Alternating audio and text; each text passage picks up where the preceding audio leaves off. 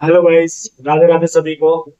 तो आपका स्वागत है भगवत गीता की यात्रा में। तो आज हम भगवत गीता के प्रथम अध्याय के 23वें श्लोक का पाठ करेंगे। तो नमस्कार दोस्तों, जय श्री कृष्णा।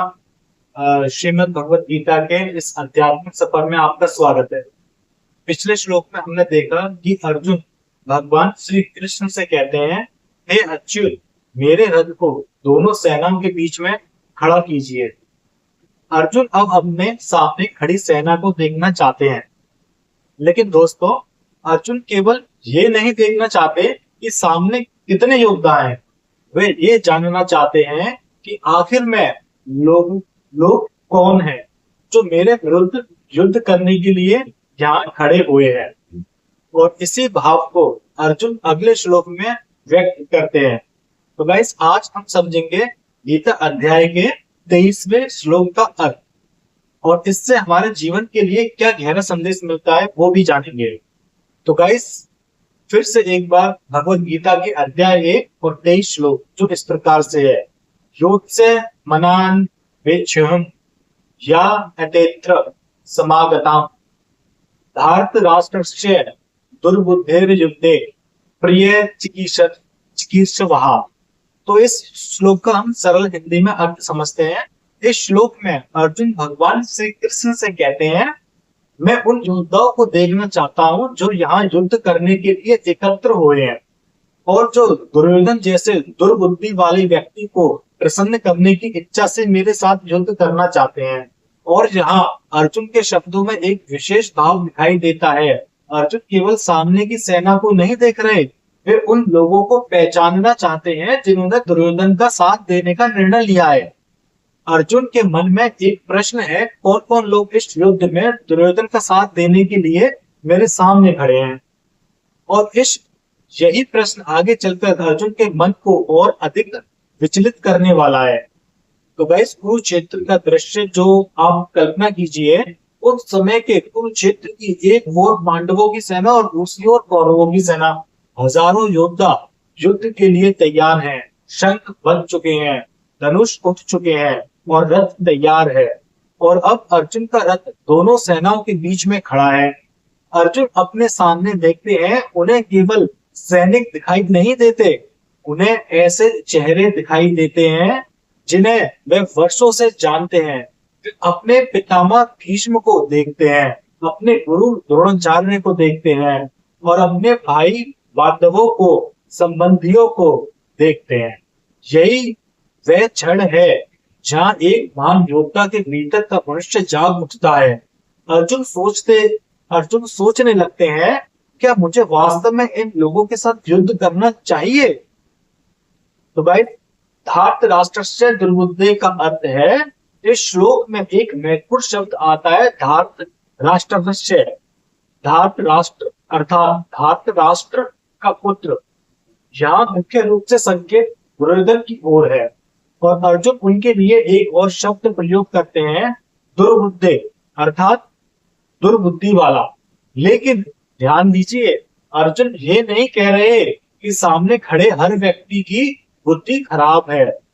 वे कहते हैं कि ये लोग उस व्यक्ति को प्रसन्न करने के लिए युद्ध में आए हैं जिसकी बुद्धि गलत दिशा में जा चुकी है।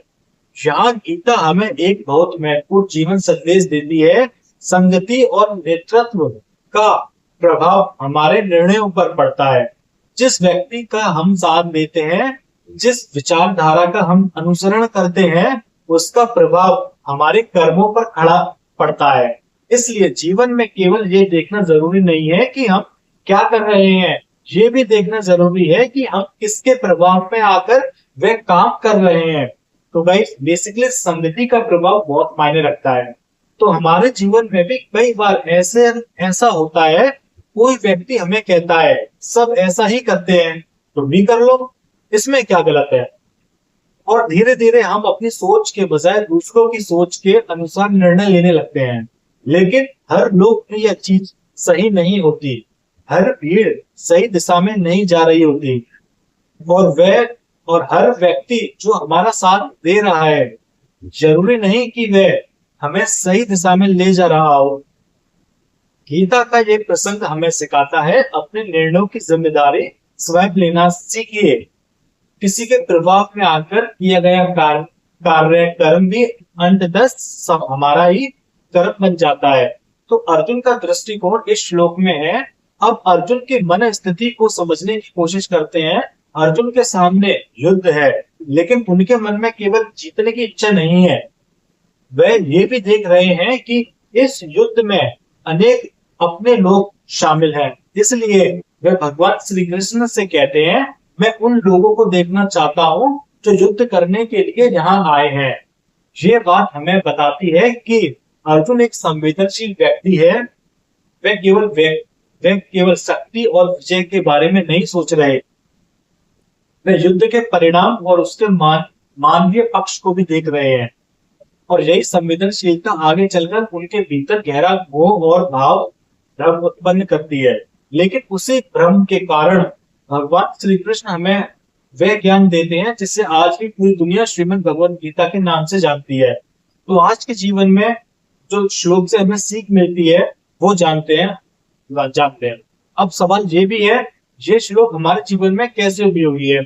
हमारे सामने भी हर दिन एक तरह की सेनाएं खड़ी रहती हैं। एक तरफ हमारी इच्छाएं होती हैं, तो दूसरी तरफ हमारी जिम्मेदारियां। एक तरफ सही रास्ता होता है, तो दूसरी तरफ आसान रास्ता। एक तरफ हमारा विवेक होता है, तो दूसरी तरफ हमारा दबाव। और ऐसे समय में हमें खुद से पूछना चाहिए कि मैं जो निर्णय ले रहा हूं वह वास्तव में मेरा निर्णय है या किसी दूसरे के प्रभाव का परिणाम। ये प्रश्न बहुत महत्वपूर्ण है, क्योंकि गलत संगति और गलत मार्गदर्शन धीरे धीरे हमारी सोच को बदल सकते हैं।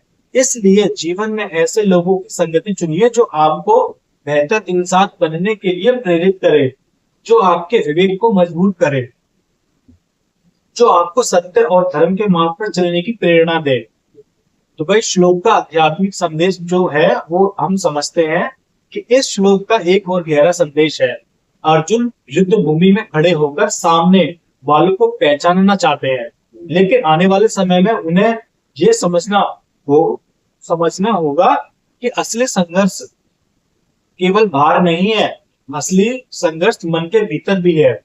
हमारे भीतर भी सही और गलत विचारों के बीच संघर्ष चलता रहता है। क्रोध बनाम शांति, लोभ बनाम संतोष, अहंकार बनाम विनम्रता, मोह बनाम विवेक।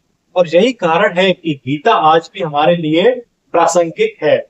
कुरुक्षेत्र केवल महाभारत की भूमि नहीं है, कई बार हमारा अपना मन ही हमारा कुरुक्षेत्र बन जाता है। तो दोस्तों, गीता अध्याय 1 के 23वें श्लोक में हमें 3 महत्वपूर्ण बातें सीखने को मिलती हैं।